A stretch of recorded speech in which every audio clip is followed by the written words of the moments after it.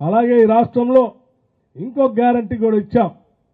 200 unit లోపల ఉన్నటువంటి వాళ్ళకి 200 యూనిట్లు వాడుకునేటువంటి వాళ్ళందరికీ ఉచితంగా కరెంట్ ఇస్తామని చెప్పాం.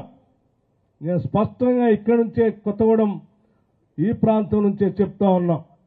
రేపు 27వ తారీఖు నాడు చేవెళ్లలో 200 యూనిట్లు ఉచితంగా కరెంట్ ఇచ్చేటువంటి కార్యక్రమాన్ని లాంచ్ చేస్తా ఉన్నాం.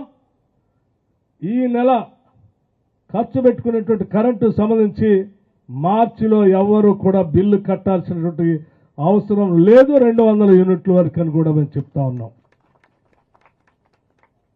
టీఆర్ఎస్ నాయకత్వం కరెంట్ ఇవ్వరు, గ్యాస్ ఇవ్వరు, అడగండి అమ్మా రోడ్డు మీద తీసుకొని వస్తామని చెప్తా ఉన్నారు.